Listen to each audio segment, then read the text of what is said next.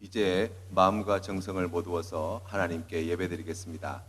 성도님들이 계신 곳에서 예배드리실 때 혹시 복장이라든지 아니면은 자리가 정돈되지 못했다고 한다면 여러분 잘 살펴서 하나님 앞에 나아가는데 우리가 정성을 다하여 나아갈 수 있도록 함께 마음 모아 주시면 감사하겠습니다. 이제 사도신경으로 신앙 고백하시겠습니다. 나는 전능하신 아버지 하나님 천지의 창조주를 믿습니다. 나는 그의 유일하신 아들 우리 주 예수 그리스도를 믿습니다. 그는 성령으로 잉태되어 동정녀 마리아에게서 나시고 본디오 빌라도에게 고난을 받아 십자가에 못 박혀 죽으시고 장사된 지 사흘 만에 죽은 자 가운데서 다시 살아나셨으며 하늘에 오르시어 전능하신 아버지 하나님 우편에 앉아 계시다가 거기로부터 살아있는 자와 죽은 자를 심판하러 오십니다. 나는 성령을 믿으며 거룩한 공교회와 성도의 교제와 죄를 용서받는 것과 몸의 부활과 영생을 믿습니다. 아멘. 찬송가 542장 함께 찬양드리겠습니다.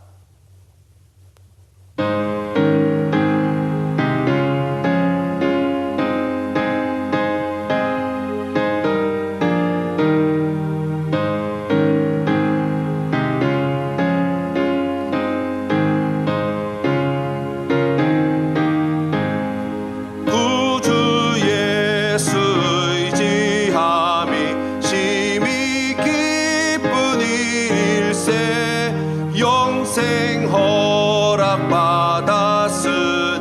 의심하주 없도다. 예수 믿는 것은 받은 증거 많도다. 예수 귀한 예수 믿음 더욱 주소서. 구주 예수 심히 기쁜 일일세. 주를 믿는 나의 마음 그의 피에 적시네. 예수 믿는 것은 받은 증거 많도다. 예수 귀한 예수 믿음 더욱 주소서. 구주 예수 의지하여 죄악 벗어버리네. 안위 받고 영생함을 주께 모두 얻었네.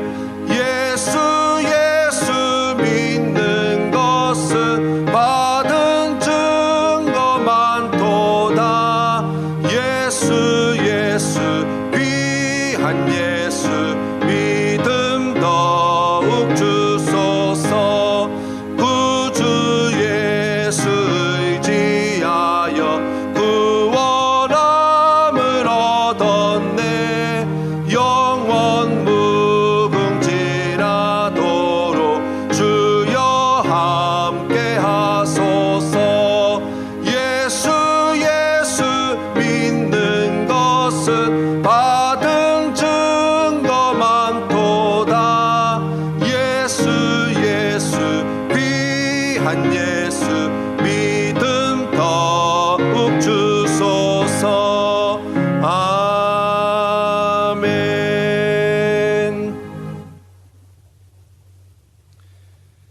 인간의 역사를 주관하시는 하나님 아버지, 어렵고 힘든 세상 가운데 우리를 지켜주시고 오늘도 각자 처한 처소에서 하나님을 바라보며 예배드릴 수 있게 해주시니 감사드립니다. 우리의 신앙생활 가운데 한 번도 겪어보지 못했던 이 모든 일을 바라보며 그동안 평화스러웠던 모든 일상들이 하나님의 은혜였음을 고백합니다. 걱정과 두려움에 빠져있는 나약한 우리를 살펴주시고 사랑과 권능의 손으로 이 어려움에서 구원하여 주시옵소서. 우리 앞에 펼쳐져 있는 이 모든 상황을 믿음의 눈으로 바라보게 하시고 하나님이 우리에게 주시는 경고를 무시하지 않고 하나님께 더 가까이 나아가는 지혜를 허락하여 주시옵소서. 우리의 피난처와 힘이 되시며 환난에서 만날 큰 도움 되시는 하나님 아버지, 악한 생각이 우리의 삶을 지배하지 않도록 하시며 죄악의 길에서 교만하지 않고 겸손한 자리에 서서 주님 안에 진정한 평안과 화평을 구하게 하시고 세상의 허탄한 재물과 명예보다 하나님의 영원한 은총을 구하는 우리 모두가 되게 하여 주시옵소서. 이번 코로나 전염병으로 인해 우리의 일상생활이 당황스럽고 힘겨운 가운데 있지만 우리가 보호해야 할 소외되고 힘든 사회적 약자들을 먼저 살피게 하시고 우리 교회에 속한 성도들의 건강과 생업과 자녀들을 지켜주시고 투병 중인 환우들에게는 적절한 치료와 빠른 회복을 허락해 주시며 감염의 위험을 무릅쓰고 최선을 다하고 있는 현장의 의료진들을 지켜주시옵소서. 하나님 아버지, 이단 사이비에 속아서 그것이 진리인 양 지금도 헤매고 있는 영혼들을 불쌍히 여기사 창조주 하나님을 바로 깨닫는 은혜를 주시어 속기 진리 안에 돌아올 수 있게 하여 주시옵소서. 하나님 아버지, 앞으로의 세상은 지금보다 더 힘들고 어려운 시간들이 다가올 것입니다. 우리가 평화로울 때 강한 믿음을 준비하게 하시고 어떤 고난이 와도 오직 하나님만 바라보며 능히 이길 수 있도록 하여 주시옵소서. 선교지에서 수고하는 선교사님들과 그 가족들을 보호하여 주시며 이 시간 말씀으로 수종드는 목사님을 통하여 우리의 심령이 선한 능력으로 일어나게 하시며 우리의 낙심과 두려움이 사라지는 능력의 말씀이 선포되게 하여 주시옵소서. 우리 센텀 장로교회에 속한 연로한 어른들의 건강을 특별히 지켜주시며 이 어려운 시간들이 빨리 지나가서 하루속히 하나님의 성전에 모여 마음껏 예배드리도록 은혜 베풀어 주시옵소서. 또 이 한 주간을 세상에서 살아갈 때 흑암 중에 빛을 허락하여 주시고 하나님께 영광 돌리며 이웃에게 나누고 베풀고 섬기는 축복의 통로가 되게 해 주시옵소서. 의로운 하나님께서 우리 속마음을 감찰하시고 이 어려운 때 우리가 할 수 있는 최선을 다해서 하나님을 섬기고 사랑하도록 인도해 주시옵소서. 존귀하신 예수님의 이름으로 기도드리옵나이다. 아멘. 오늘 우리에게 주신 하나님 말씀은 다니엘서 8장 3절에서 8절 말씀입니다. 구약 성경 1247면에 있습니다. 성경을 가지고 계신 분들은 말씀을 펴주시면 감사하겠습니다. 이제 봉독해 올리겠습니다. 내가 눈을 들어본즉 강가에 두 뿔 가진 순양이 있었는데 그 두 뿔이 다 길었으며 그 중 한 뿔은 다른 뿔보다 길었고 그 긴 것은 나중에 난 것이더라. 내가 본즉 그 순양이 서쪽과 북쪽과 남쪽을 향하여 받으나 그것을 당할 짐승이 하나도 없고 그 손에서 구할 자가 없으므로 그것이 원하는 대로 행하고 강하여졌더라. 내가 생각할 때에 한 순념소가 서쪽에서부터 와서 온 지면에 두루 다니되 땅에 닿지 아니하며 그 염소의 두 눈 사이에는 현저한 뿔이 있더라.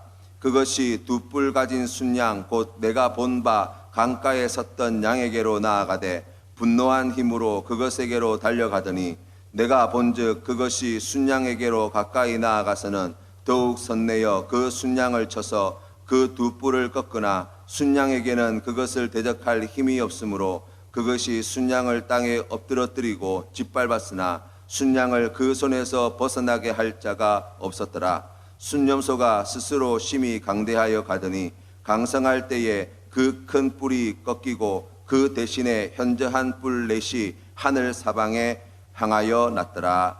아멘. 생명의 길로 걸어갑시다 라는 제목으로 하나님 말씀 전하도록 하겠습니다. 사랑하는 성도 여러분, 봄이 왔습니다. 지금 밖에 나가시면 우리가 늘 보아왔던 그런 아름다운 꽃들이 또 이 새봄을 알리고 있습니다. 여러 가지 어려운 형편 속에서 우리가 하나님께서 주신 좋고 귀한 많은 것들을 혹시 놓치며 살고 있지는 않은지 우리가 다시 한번 생각해보는 이 아침이 되었으면 좋겠습니다. 하나님께서는 우리를 사랑하셔서 오늘도 우리에게 크신 자비와 은혜를 베풀어 주십니다. 우리에게 이렇게 귀하고 아름다운 새 봄을 허락하셨고 또 봄에 볼 수 있는 아름다운 꽃들도 허락하여 주시고 또 사랑하는 가족들과 함께하는 귀한 은혜의 자리 또한 마련해 주셨습니다. 성도님들의 삶의 자리에 주님께서 주신 이 은혜를 풍성히 누리시는 기쁨이 있으시기를 주님의 이름으로 축원합니다. 우리 함께 예배드리시는 성도님들과 우리 이렇게 인사하겠습니다.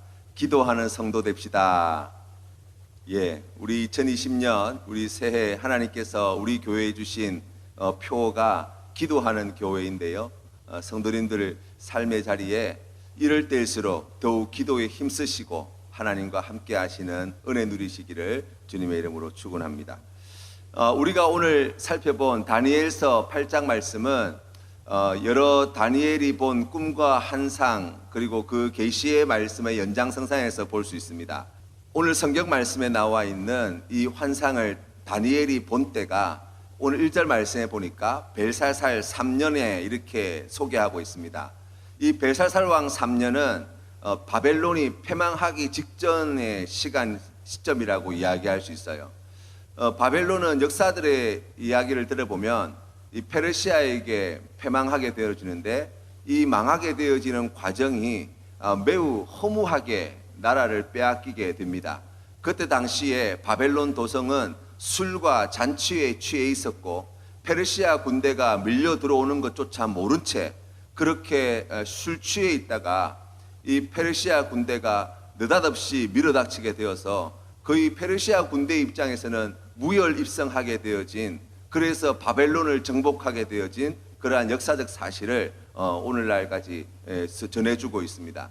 그렇게 생각해 보면 지금 우리가 역사를 알고 난 다음에 볼 때 이 벨사살 3년이 바벨론이 얼마 남지 않았구나라고 이해하지만 이때 당시에 다니엘과 또 벨사살 왕의 입장에서 보았을 때는 바벨론 제국이 결코 망할 거라는 것을 상상하지도 못할 때 주신 말씀이라고 할 수 있습니다. 그런데 오늘 성경 말씀에 보니까 이 환상 중에 이 페르시아의 겨울성이 있던 이 수산궁으로 이제 다니엘이 가게 되어지는데 그곳에서 두 뿔 가진 순양과 숫년소의 환상을 보게 되었다고 성경 말씀은 우리에게 가르쳐 줍니다. 오늘 다니엘이 보았던 이 환상과 관련해서 다니엘서의 말씀을 살펴보면 2장 말씀에 보시면 느부갓네살이 꾸었던 꿈의 이야기가 나와 있고요. 7장 말씀에 보시면 다니엘이 보았던 그 벨사살 1년에 보았던 그 환상의 장면들을 우리가 볼 수 있습니다. 이 느부갓네살이 보았던 그 꿈의 이야기는 우리가 2장 말씀을 읽어보면 한 신상의 꿈을 꾸게 되는데 머리는 금이고 가슴과 팔은 은이고 배와 넓적다리는 노시고 그리고 두 종아리는 철이고 발은 철과 흙이 섞여 있는 그러한 한 신상의 모습을 보게 된 거예요. 그것을 다니엘이 해석해 주게 되어지죠. 그때에 다니엘이 해석해 준 내용이 무엇이었습니까? 하나님께서 다니엘을 통해서 앞으로 일어나게 될 여러 나라 왕들에 대하여 하나님께서 느부갓네살에게 환상으로 꿈으로 보여주셨고 그때 산돌이신 예수 그리스도께서 그 모든 나라를 멸하시고 최후 승리하게 되실 것에 대한 복음의 말씀도 함께 그 신상의 꿈을 통하여 나타내 보여주셨어요. 이어서 다니엘서 7장 말씀에 보시면 이 다니엘이 보았던 네 짐승의 환상 장면이 나오게 되는데요. 그 첫째가 날개 달린 사자, 그리고 둘째가 갈빗대 세 개를 물고 있는 곰, 그리고 셋째가 날개 달린 날쌘 표범, 그리고 네 번째가 강철 이빨을 가진 사나운 짐승의 환상이었습니다. 그런데 그때도 하나님께서 다니엘을 통해서 그 환상을 풀어주실 때에 이 나라, 여러 앞으로 일어나게 될 여러 나라들과 그리고 그 왕들에 대한 환상을 보여주셨고 하나님께서 이때 인자 같은 일을 통하여서 그 모든 나라를 멸하시고 영원한 한 나라를 세우실 것에 대한 그러한 복음의 말씀도 함께 전하여 주셨다는 것을 알게 되어집니다. 그러면서 오늘 이 8장 말씀 순념소와 순양의 환상이 나와 있는데요. 이 8장 말씀이 조금 특이한 것은 앞에 나와 있던 2장과 7장 말씀에서는 그러한 환상을 보고 여러 나라와 또 왕들에 대한 환상이라고 말씀해 주셨는데 오늘 8장 말씀에서는 천사 가브리엘을 통해서 이 순양이 바로 페르시아, 메데와 페르시아의 제국을 가리키고 있고, 그리고 순념소가 바로 헬라 제국을 가리키고 있다고 정확하게 지칭하고 있다는 거예요. 다니엘서 2장과 7장과 8장 말씀에 나와 있는 이 세 가지 환상과 꿈의 이야기는 마치 카메라로 줌인을 하는 것처럼 멀리서부터 가까이 그리고 자세히 하나님께서 주신 계시의 말씀을 보게 해주시는데, 각 시대마다 그의 이름과 그리고 그러한 양상과 모양과 또 특징들은 다 다를 수 있지만, 하나같이 끊임없이 하나님의 세력을 대적해오고 또 예수 그리스도께서 왕으로 오시는 것을 거부하고 성도들을 싸워 이기려고 하는 그와 같은 세력들이 바로 세계를 제패해온 제국들의 본질이라고 성경 말씀은 우리에게 가르쳐 주는 것입니다. 그 대표적인 사건이라고 할 수 있는 것이 바로 예수 그리스도의 십자가 사건이지요. 바다에서 올라온 그와 같은 제국들이 가지고 있는 힘과 권력과 그리고 그들이 하나님 앞에서 저질렀던 그 악행을 가장 단적으로 보여주는 사건이 예수 그리스도의 십자가의 사건이에요. 예수님께서는 하나님의 독생 성자이신데 우리를 구원하시기 위해서 하늘 영광 버리시고 이 땅에 사람의 몸으로 오시고 하나님 나라의 복음을 전하시고 우리의 죄를 짊어지시고 십자가에 못 박혀 죽으셨지요. 그런데 그 내용을 우리가 사도신경에서 신앙 고백할 때 어떻게 고백하고 있습니까? 본디오 빌라도에게 고난 받으사라고 고백하고 있는 거예요.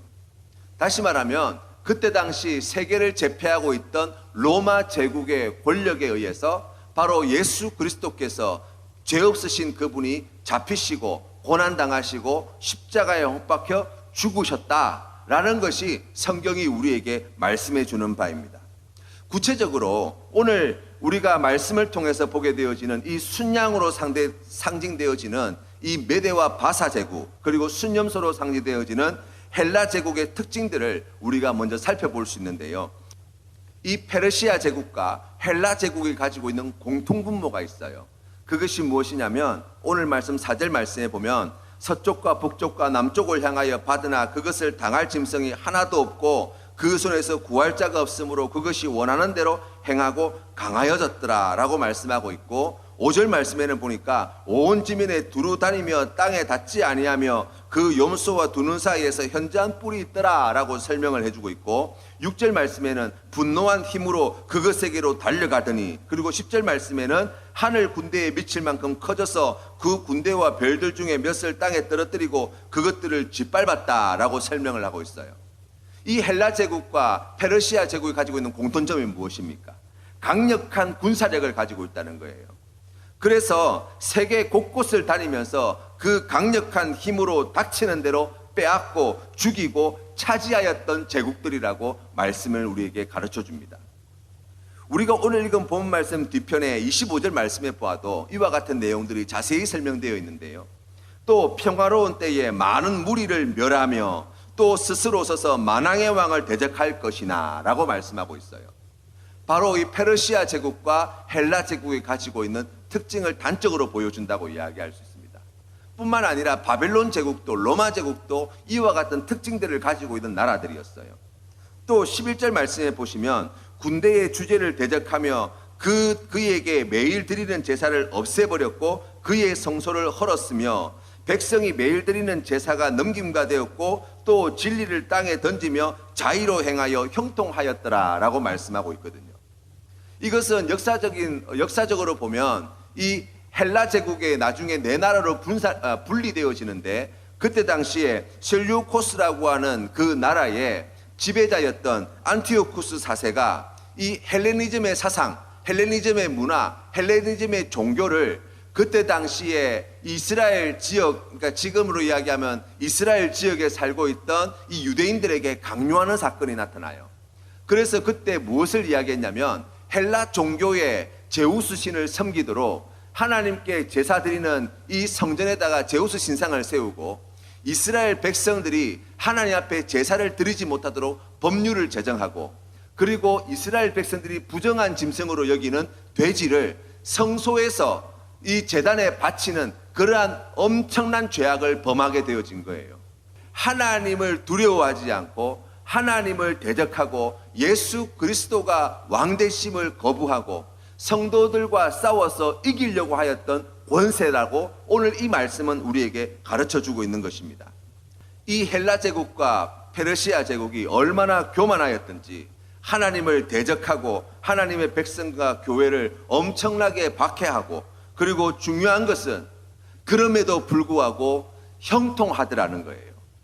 그것 때문에 성도들이 피해를 받고 또 제사를 드리지 못하고, 뿐만 아니라 하나님께 드려지는 거룩한 성소를 온갖 우상과 더러운 것들로 그렇게 불결하게 만들었던 이와 같은 악한 세력들이 하나님으로부터 징계와 심판을 받아서 완전히 엄청나게 큰 고통을 당해야 맞는 것 같은데, 성경 말씀에 보니까 오히려 더 강하여지고 형통하여졌다고 말씀하고 있는 거예요.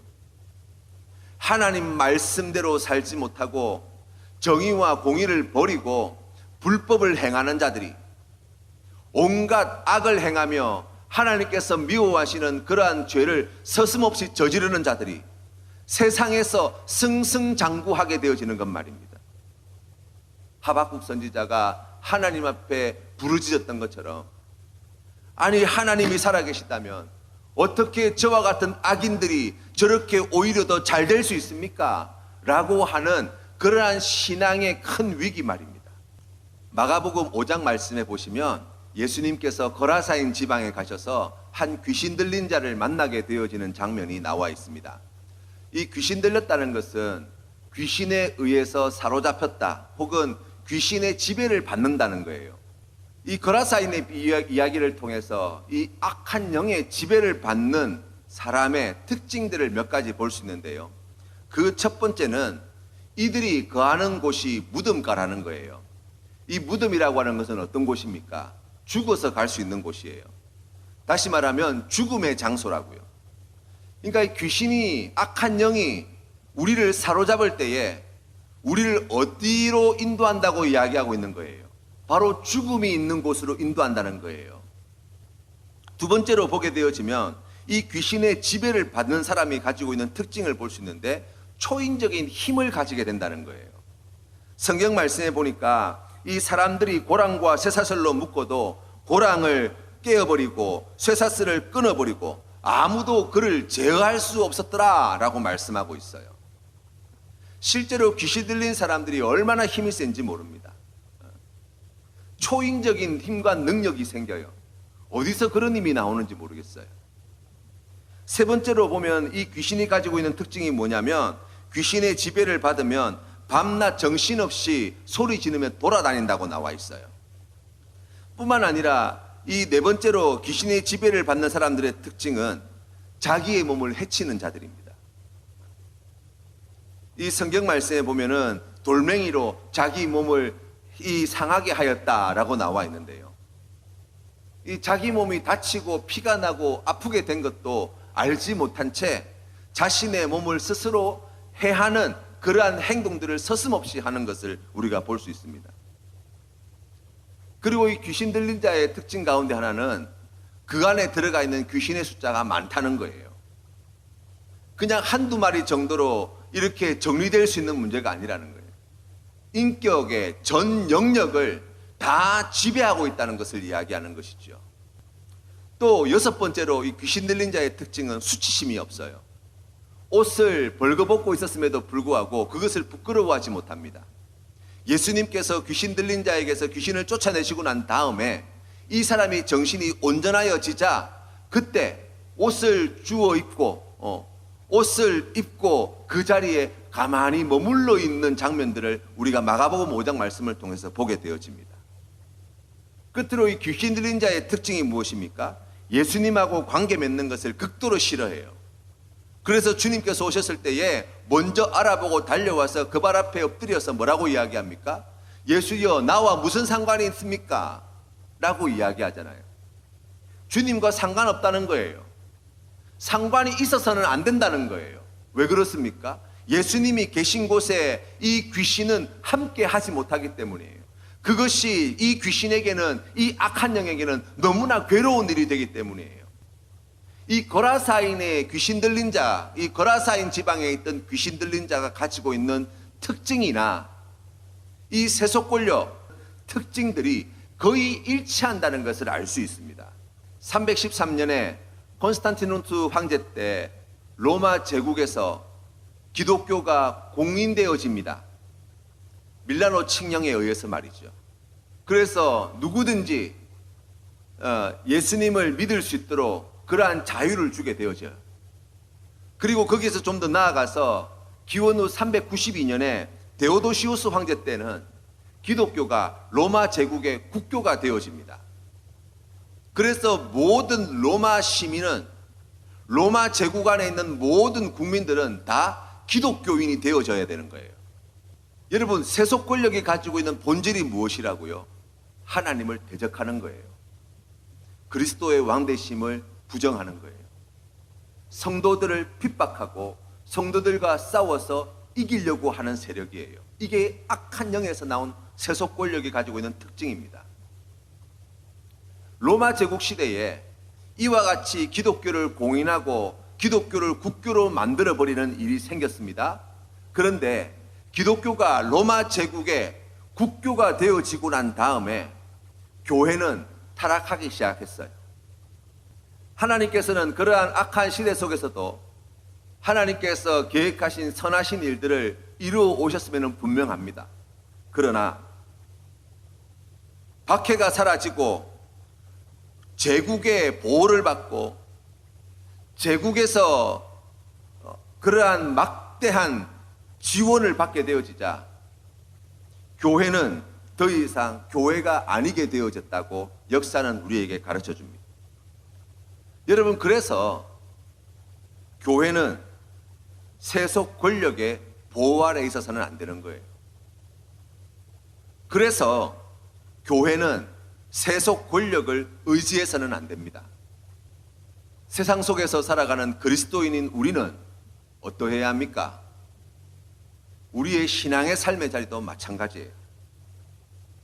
세상을 따라가려고, 세상을 만족시켜 주려고 애쓰는 인생은 이 세상이 어디에서 비롯되어진 권력이며 나라인가를 몰라서 하는 거예요.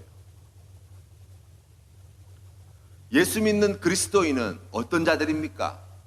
예수 그리스도를 믿고 따르는 자들이죠.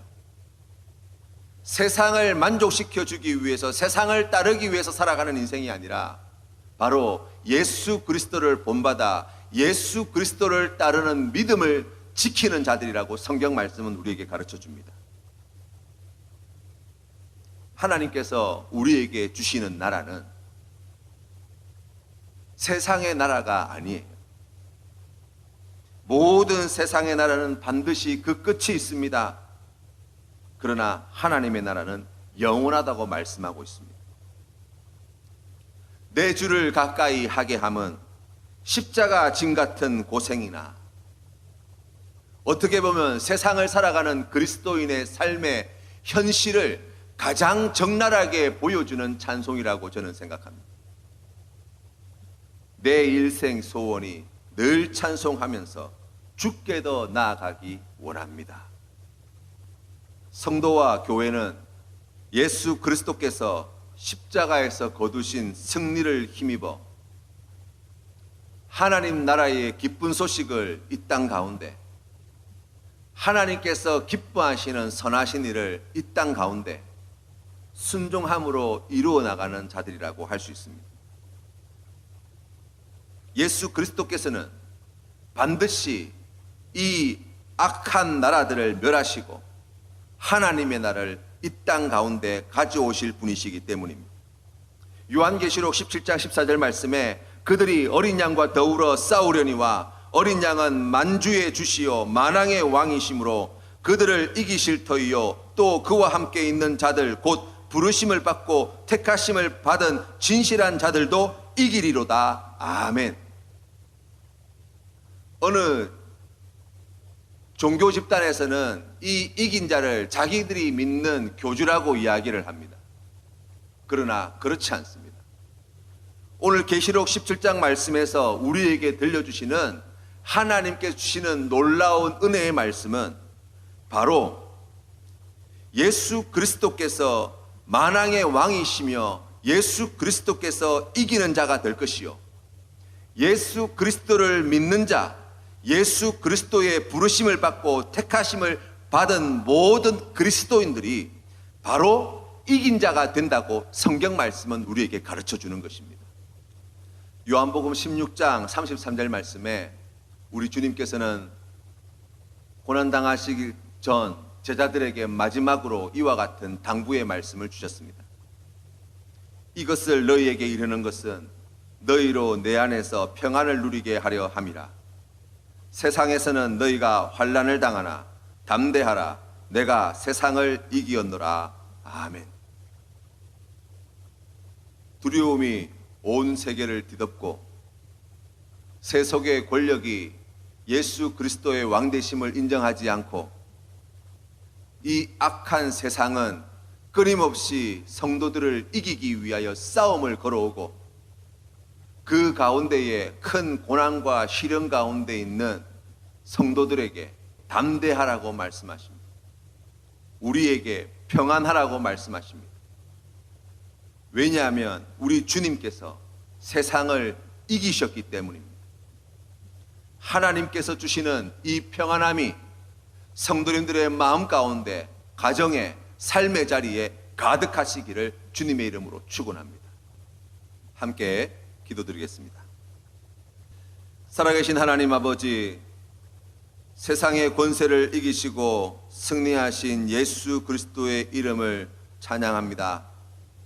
우리 귀한 성도님들에게 이 귀한 승리를, 이 귀한 은혜를 더하여 주시어서 세상 가운데에서도 담대하게 하시고 세상 가운데 속에서도 평안하게 하여 주시고 세상 속에서도 하나님께서 기뻐하시는 선하신 이들을 이루어가게 하여 주시옵소서.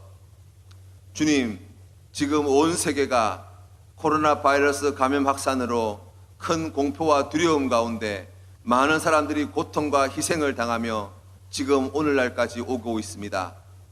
하나님, 이 땅을 불쌍히 여겨주시고 하나님, 고통받는 이 백성들을 주님께서 긍휼히 여겨주시어서 하루속히 이 두려움의 시간들이 지나가게 하시고 하나님께 주시는 평안이, 하나님께 주시는 기쁨이 회복되어질 수 있도록 은혜 더하여 주시옵소서. 이를 위하여서 사랑하는 성도님들의 삶의 자리 가운데 주님 크신 사랑을 베풀어 주시사 세상을 이기신 예수 그리스도를 믿는 믿음으로 두려움과 공포가 가득 찬 세상의 악한 권세를 이기게 하시고 하나님의 나라를 이 땅 가운데 도래하게 하신 예수 그리스도의 그 놀라우신 구원의 은혜를 우리의 삶의 자리에서 말씀의 순종함으로 누리게 하여 주시옵시고 아직도 고통 가운데 절망 가운데 죽어가는 세상 사람들에게 생명을 주시는 이 귀한 예수 그리스도의 복음을 담대히 전하는 우리 모든 믿음의 권속들 되게 하여 주옵소서. 이제는 우리 주 예수 그리스도의 크신 은혜와 아버지 하나님의 영원하신 사랑과 성령 하나님의 교제하심이 오늘 주시는 말씀 마음에 새겨 승리하신 예수 그리스도를 믿는 믿음으로 세상을 이기는 귀한 승리의 삶을 담대함과 평안함으로 누리며 살겠습니다 결단하며 나아가는 고개 숙인 주의 백성들 머리 위에 고통 중에 있는 이 나라 이 민족과 세계 열방 위에 이제로부터 영원토록 함께 하시기를 간절히 축원하옵나이다. 아멘.